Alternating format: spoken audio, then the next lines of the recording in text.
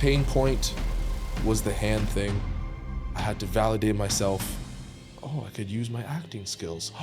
Wait a second, if I make a video for brokers to help them, I'll indirectly meet all these brokers. They'll like me. They'll indirectly bring all their clients. Oh my gosh, plus the click funnel, plus this. Boom, boom, boom, boom. Oh my gosh, I'm doing this. Did it work? Something else popped up.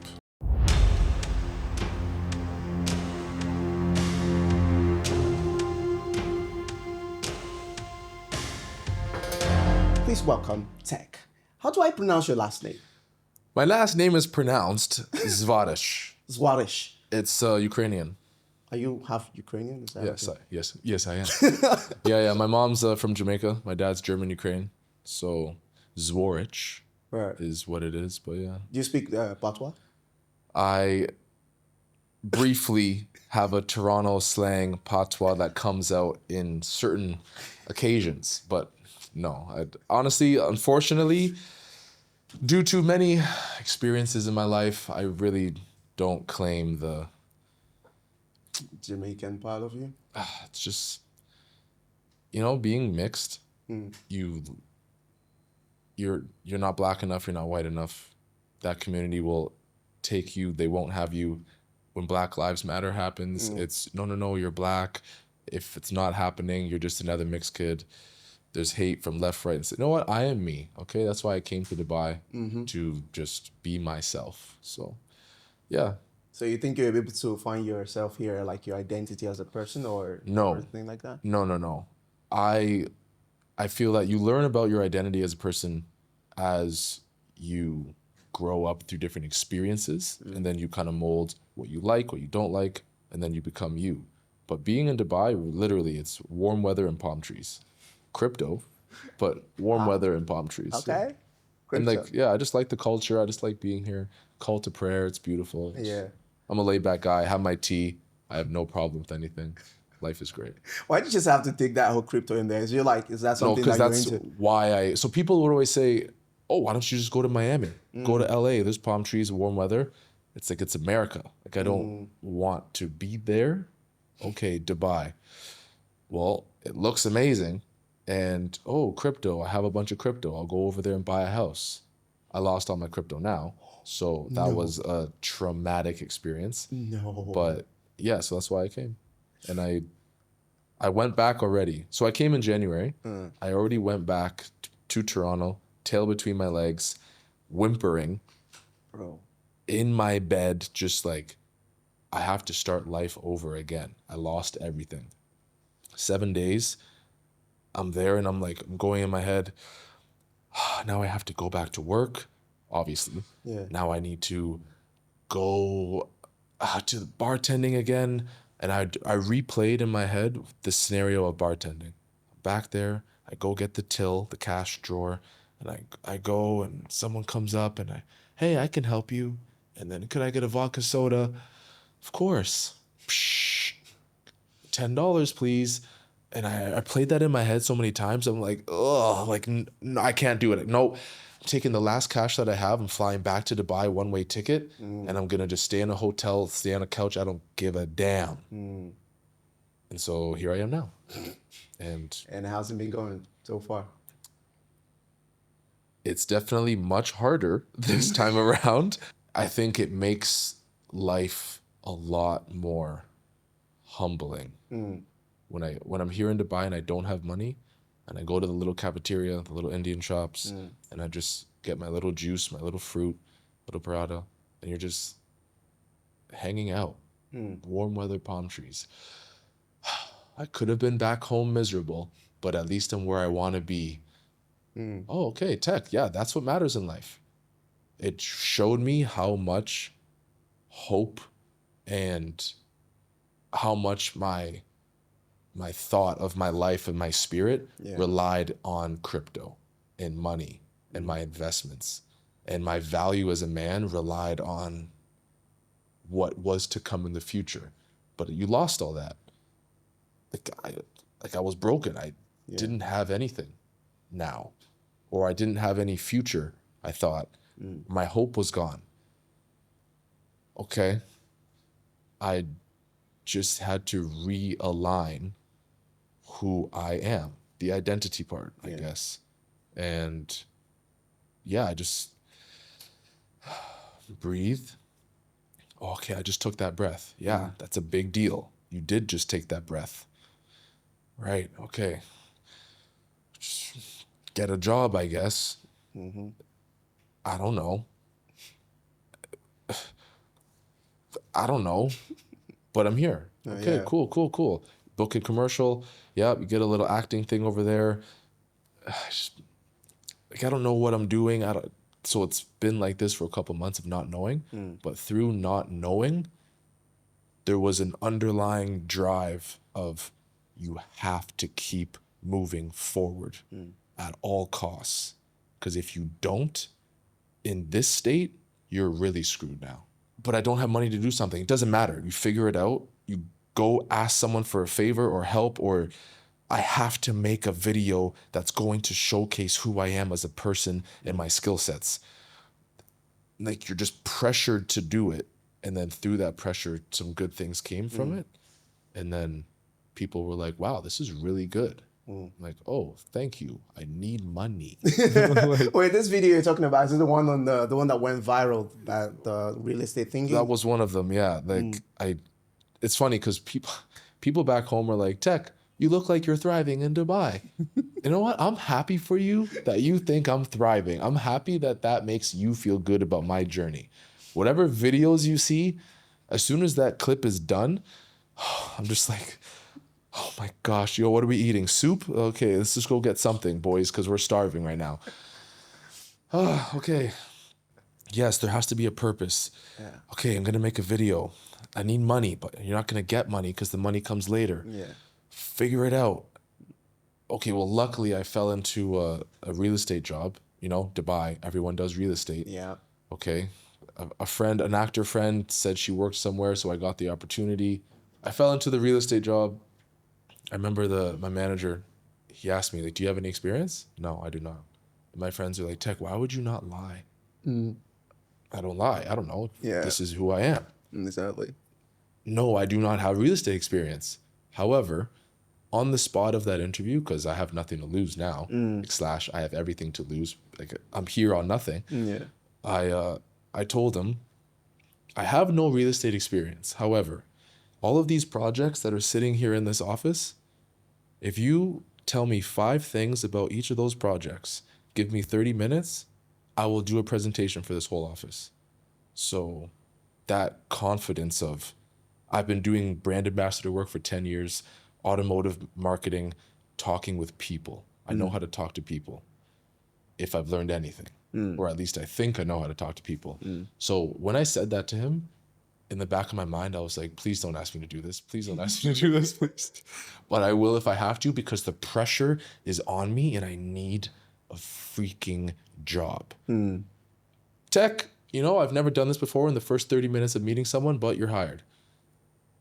Oh, wow. Okay. Teq, I believe in you. I think you're going to do something big, and I believe.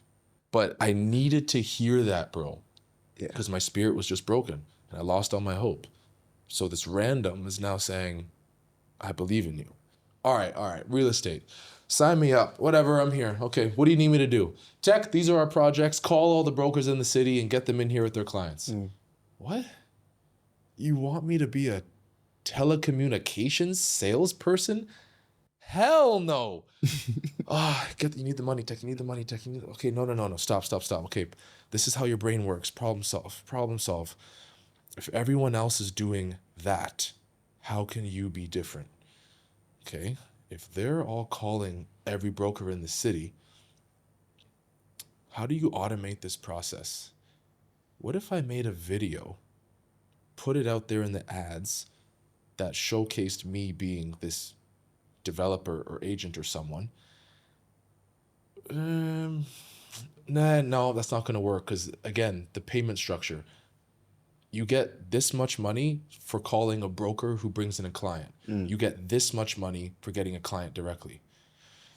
Okay, well, let me just shoot the middleman. I want the clients. Okay. Make an ad talking about Dubai real estate and what we offer. when a client clicks the ad, put them into a click funnel that showcases all the projects that we offer so that all that work is done for me automatically. And then I'll take my time to go talk to brokers. But at least there's something chugging away in the background. Okay, it took me a month to build that while still trying to keep up appearances, of course, of calling brokers. Hi, my name's Teq. You never heard of me, I know. I work for Evolutions. Yeah, you never heard of them either, I know. But would you like to leave your office to come to my office and I'll talk to you about projects in the office that you get 20 calls a day about this exact thing? I didn't think so either.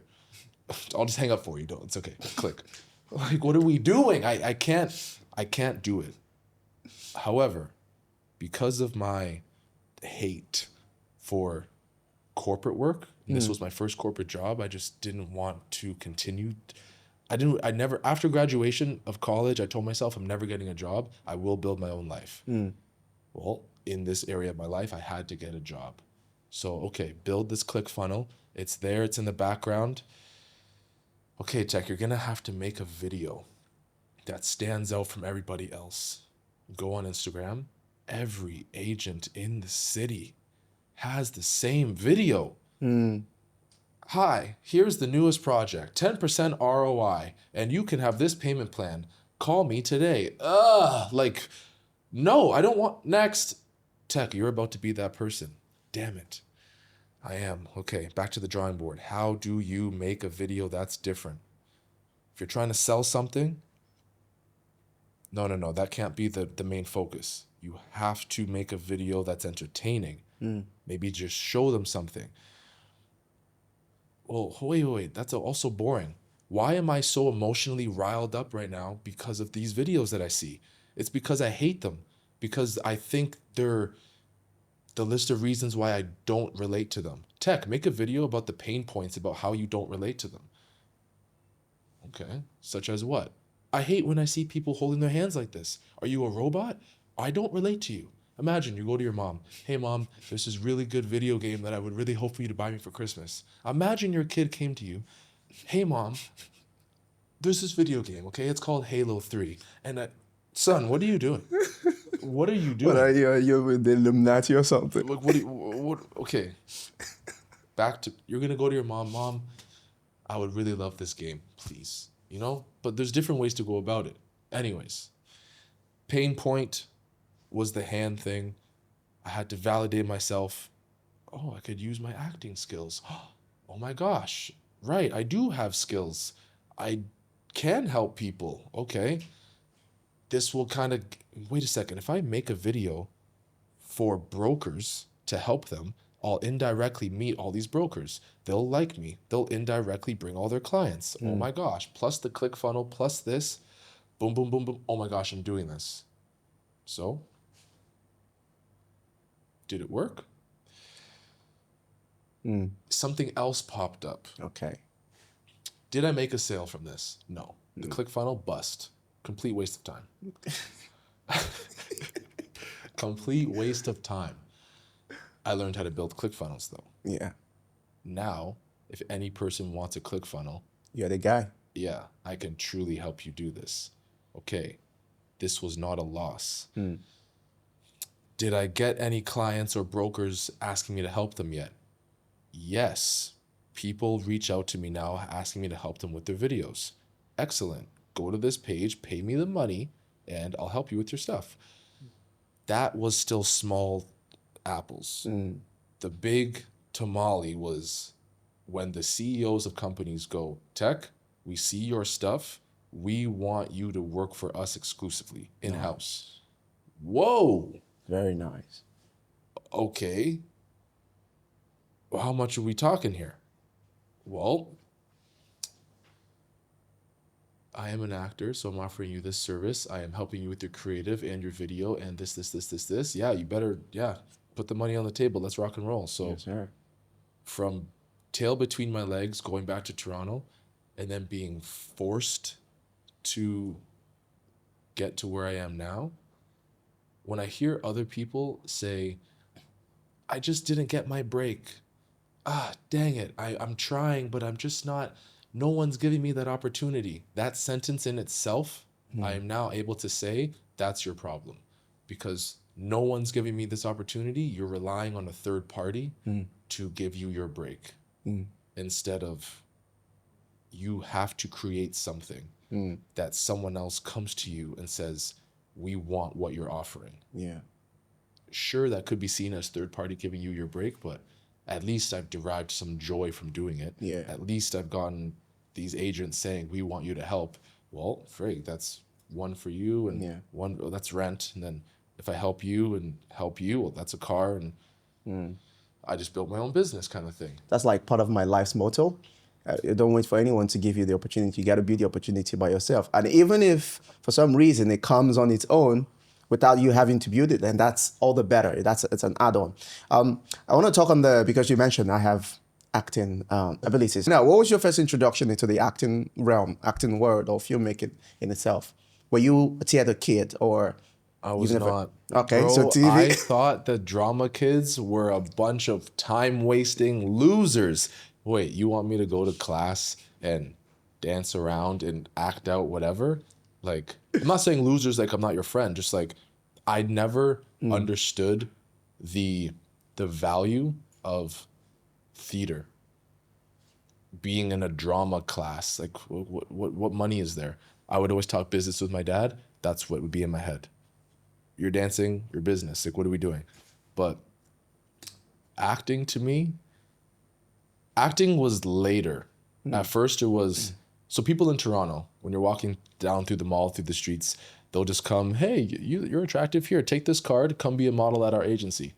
Oh, I must be so handsome. Okay. You call the people, you sit down in front of them, and we'd love to have you on our agency roster. Cool. Just pay us $700 for the headshots and all the photos that are industry standard. Yeah. So, oh, no, that's a scam. Now I understand. They do want you to have photos that are industry standard so that everyone on their roster is the same when they present. I do get that. But scam. It never ended up happening. My first time getting into this, I didn't do the modeling thing. I was doing brand ambassador work.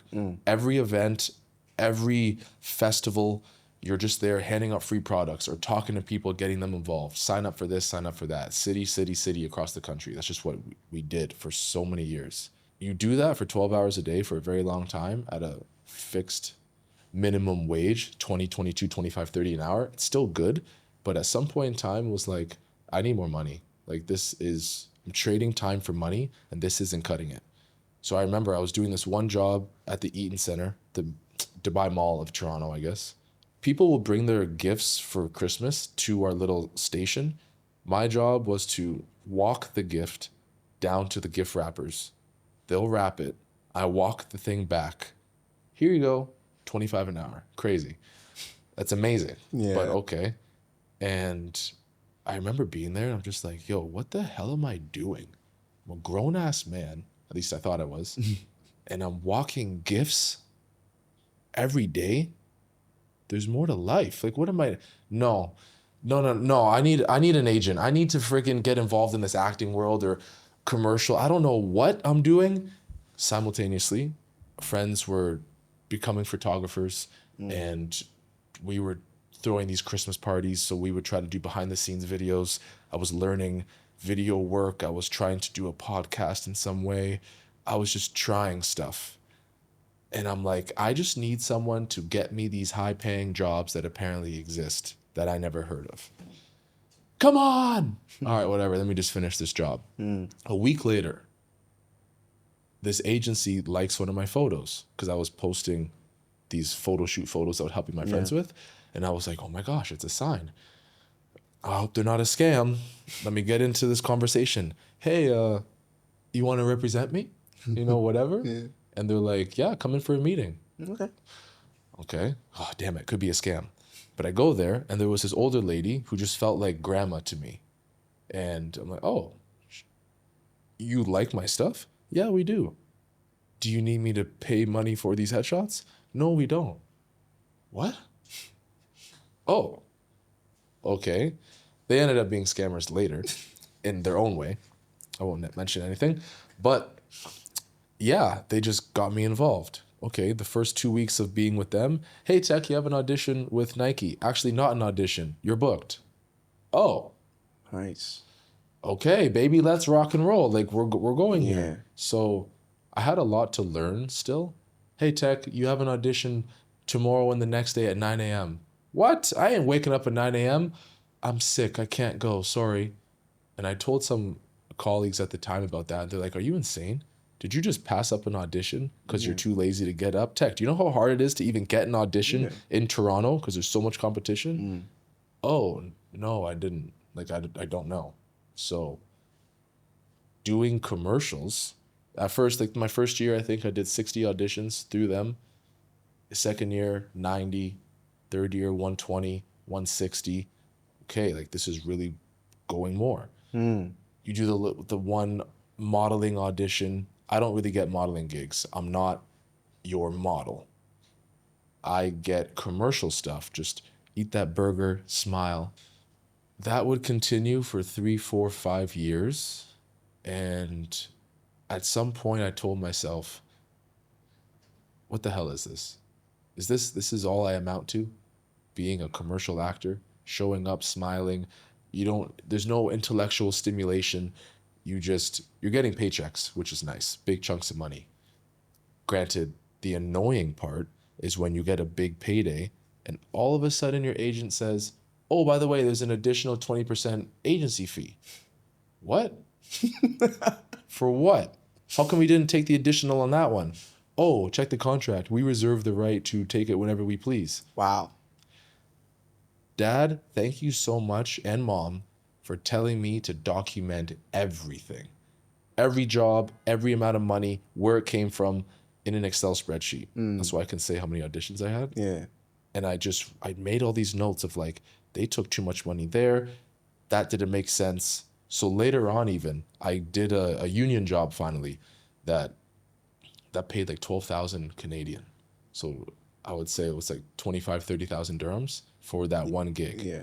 And I remember the agency was like, hey, Teq, you owe us money. You owe us money from this because we want our money. And I'm like, yeah, I'll pay you. Show me the documents of what you billed the clients for the last 3 years. I have all the records. Show me what you billed them and how much extra money you took, and then I'll pay you the money. Silence. Radio silence. So, okay, that's what I thought. Sip my tea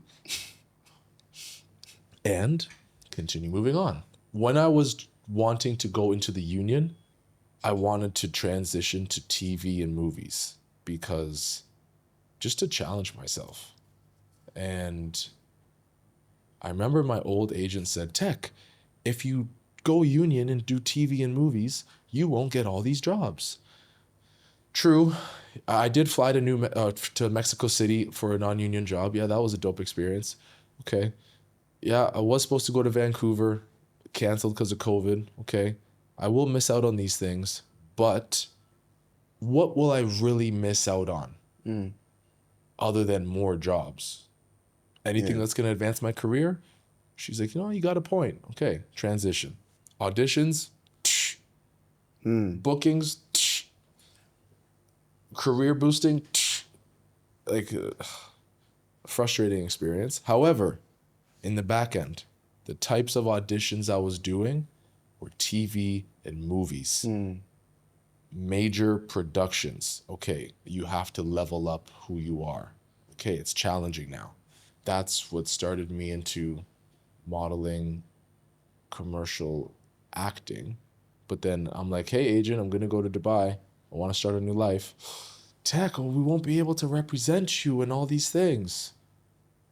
I'm so happy I didn't hear that and go, oh, shoot, I should stay. Like, stay for what? I'm not booking anyways. Came to Dubai. Oh my gosh, who's this English speaking, Arabic looking? Is he Latin? Where is he from? Booked. Modeling, lifestyle modeling. Yeah. Oh, he's this guy. Look at him smile. He's a dad. He's this young businessman. Booked. Short films, booked. Movie, booked. We just did 13 days on set. We're going to continue at the end of the month. Yeah. this was actually the first time that I just had my feeling of, no, I'm an actor now.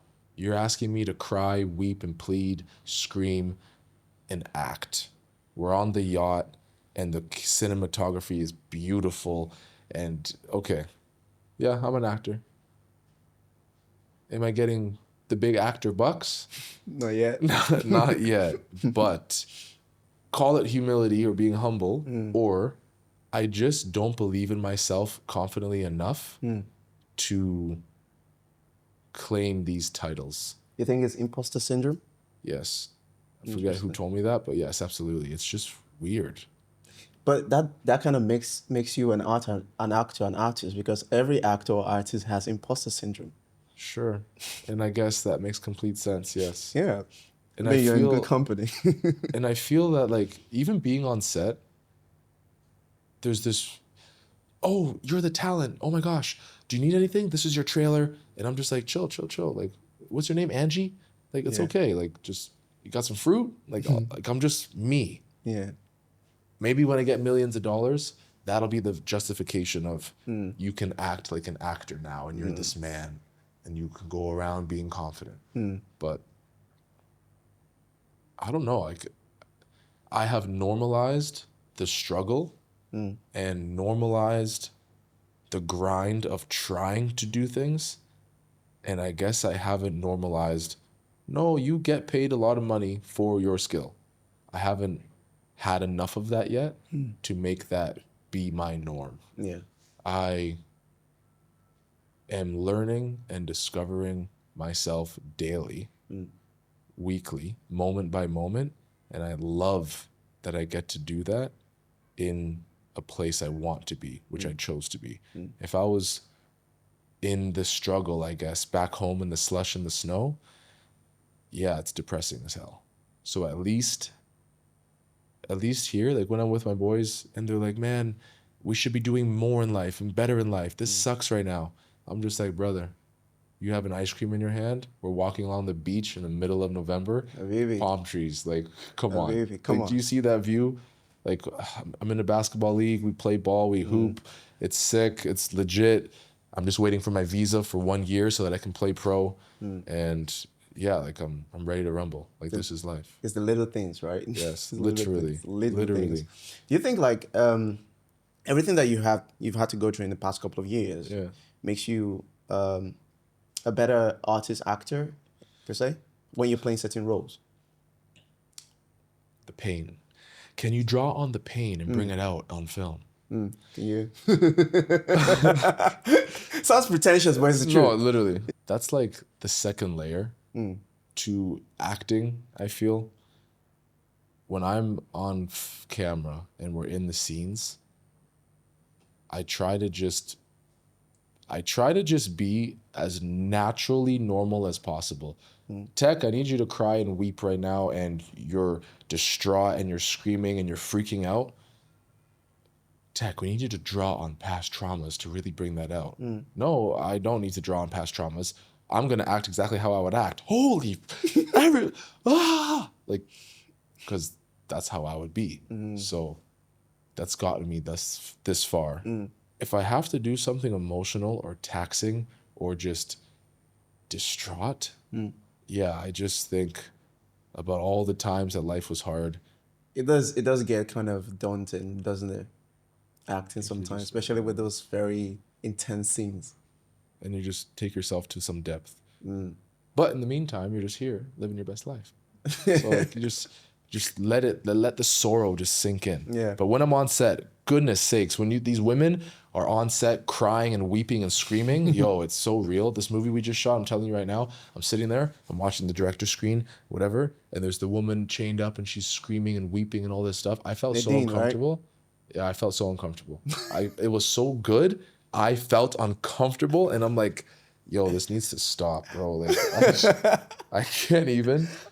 If your daughter goes through that, oh my gosh. But she played it so good. Well done. I have this thing as an actor. I mean, not me necessarily. I don't really do it, but like I have friends that are actors or filmmakers that just can't watch movies like a normal human being. they're always nitpicking. studying, yeah. It's like they're studying something like, oh, or the filmmakers, oh, that angle, oh, see what they did. Yeah. Does that happen to you? There's this Instagram page that half of the screen on top shows the actual film, and then the bottom half shows the script, and it follows it. And then it's called like screenwriter, scripted, or I don't even know. I think it's called, also another one called the casting director. I don't know if it's the same thing. I'm not even sure, but Yeah. when I saw that, I was like, oh my gosh, white and black ink shows up to look like that on film. Teq, you got some learning to do. Whenever you're watching these shows, put the subtitles on Netflix. Read the words. Envision those words were once that black and white texted script. When the simple words come up, and what? Why would you do that? I see their face. They're like, what? Why would you do that? Whoa. He just said that in a way that I wouldn't even think to say it if I read. What? Why would you do that on the page? Okay. Have you seen Suits? Oh, it's my favorite. Okay, so Louis Litt. Yeah. Louis Litt has these mannerisms. And I just pictured his face just now, just being like, what? Why would you do that? Like, he has that little thing that's so good. Quite a quirky person. Yeah, so when I watch now, I pay attention to the small words that you could say in so many different ways. Because that stuff matters, and it makes you the character of who you are. So when I do watch, I do have a director's mind as well, so I question a lot. This angle, that angle, why this? Did that angle versus this one bring me more emotion or not? Granted, all these directors are all filming these movies. It almost seems all the same. How much decision making is there to just do a big overhead pan? Like, oh, you're some famous director. Look at that. Anybody could do this. But it's after that shot, why would you zoom in on the cup? Why would you zoom in on me picking it up, but then zoom in on your reaction to me picking it up? Okay, there's thought here. Like something is going on, which comes in the editing later. So you have to study that, I think, because one, there's more to life. Always challenge yourself, always take the next step, but there's a why to everything. And I would always ask why growing up, and I think math at an advanced level, I was never good at, because whenever I would ask why, they would just say, it just is. And I need to understand the why. And when I ask good directors now, like why they do something, and their explanation is so elaborate to how they envision something, and their why to one scene now is because 10 scenes from now, that decision of that angle pans out later. Oh my goodness, like It's fascinating. yeah, it's fascinating. Let alone the actor you choose, the lighting setup, the scenes, and all these other things. For example, in Suits, it seems pretty standard imagery. We're all at, chest level. We see people talking. Cool. There's no like hero shots or major things. But the simplicities of even if we're here talking in a whatever, over the shoulder, I'm more interested in when you're panning to show the scene, how fast are you panning? That matters. How fast are you zooming in? And in the discussion, when do you choose to zoom in? It's just so dramatic. Okay, so when I'm watching that, when we are shooting now and the cameras are doing their thing, all I'm thinking in the back of my mind, what music are they going to use for this scene? Because this is going to play into everything. And it's just like this orchestra just happening, and everything is going on. And I love the details that go on into things. So when I'm watching, I have to check out sometimes to just watch. But yeah, I'm definitely studying. Well, you call the bug of every actor, filmmaker, at least. Even if you don't believe you're there, man, you're basically there. Because the minute you accept that for yourself, you just kind of like zone into everything just kind of starts making sense to you. Start observing more and more and more.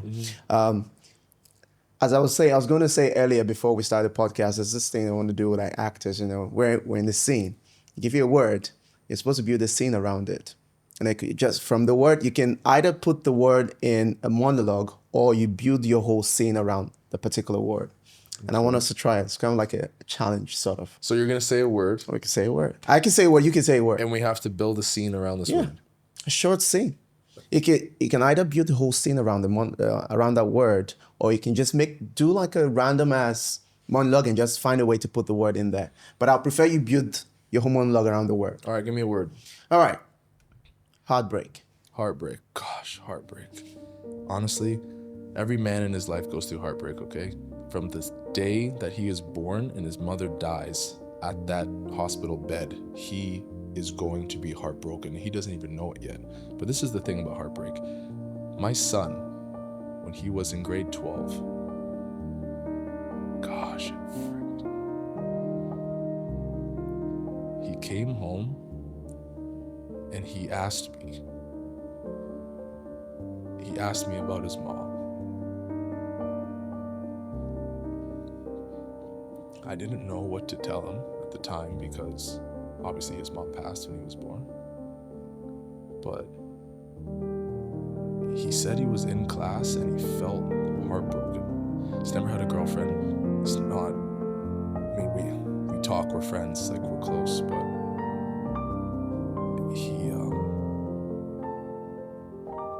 he felt heartbroken. And I'm like, son, like, how could you feel this? And he said, because I lost my mom. And like, you weren't even alive to feel that though. He's like, Dad, like I felt her today. It broke my heart. And honestly, I didn't know what to do. I had to just, son, like we're here, your stepmom loves you, Angie, she loves you. We're a family. But I saw him like holding back his tears. And like, I'm like shaking right now. Sorry. We're at a podcast. We're just sorry. Just continue. That was real good. Made it up. I don't know. Never done that before, but hey. Yeah, man, that's good. That was good stuff. All right. Do you want to give me a word or want me to stick to this word? No. I'll give you a word. Okay. Ooh, too much pressure. Okay. First word that came to my mind. All right, ready? All right, Renaissance. Renaissance. The crazy thing is I've been hearing that word a lot lately. And I'll be honest with you, I'm not sure I really understand what it meant.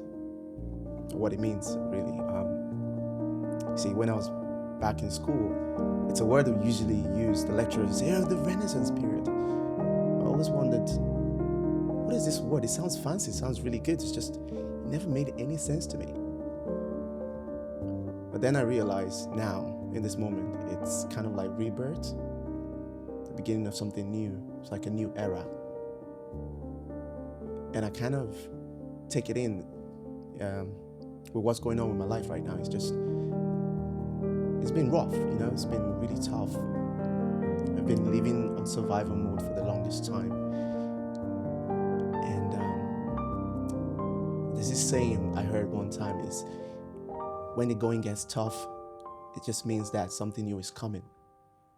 And I start to wonder, is my renaissance coming? The rebirth of me? It's exciting, but I'm also very tired and waiting for it to come, But yeah, that's where I'm at right now. The prelude to my renaissance. Even I felt that one. Scene. Even I felt that one. But yeah, look. Okay, a very interesting exercise. Yeah, okay. This was a very interesting exercise. Yeah. The build on this exercise is you have to say the word, but then also add on a sentence and then add on an emotion. Okay. That would have to be, maybe not, there's levels to this, but okay, you have to say the word blue, but then you have to say, when I was making tea last night, the cup broke and shattered.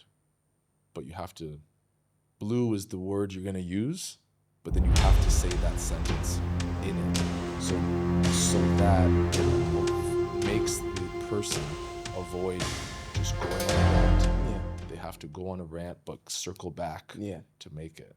But yeah, I love that. It's a good exercise. Well, I'm glad you had a good one, man. How you feeling? No, we're here, we're good. That was the point. So when you said the word, me not knowing what the word was going to be, to be forced to start talking immediately means whatever comes is just is. Yeah. So you just let go of anything that could be. Or where you're like, oh, I can't talk about that. No, it doesn't matter. You're in character. Yeah. Be the thing. Be the thing. But, or whatever that thing even is. So like I'm listening to you talk about Renaissance and I'm just like, word, interesting. Okay. Yeah, what the hell does Renaissance mean? Era, whatever. Then you go on to your journey. I think I'm in my Renaissance era. I'm just like, damn. Damn. Okay. On the tangent, just kind of like boom, boom, boom, boom. Yeah. Just kind of goes. But good. I'm glad you had fun with that. As we're rounding up, I just want to ask any final words that you have. My last words. Stock market, there's highs and lows. The highs, everyone's happy. The lows, everyone's depressed. The real people who make money in the stock markets make money on both swings, buying and selling. Life as a man and women, but as a man, if you are excited in the high times, but have a mental fortitude of being at peace in the low times, it kind of flatlines everything, where you don't have to take your emotions on a high and low and be thrown all over the place. You are that rock and stability for your family, and you are the rock and stability for yourself. And so when the low times come, it's okay. I'm at peace. When the high times come, hey, let's boogie, you know? Yeah. So, but I just came to that conclusion in word form after hearing what you said. Yeah. So. Keyword is peace. Yeah, absolutely. Well, cheers to that. Cheers to that, bro. I don't have anything to cheers, but there you have it, folks. Another wonderful and exciting conversation with the man, Teq. Thank you for tuning in. And as always, follow us on social media. Till next time, peace.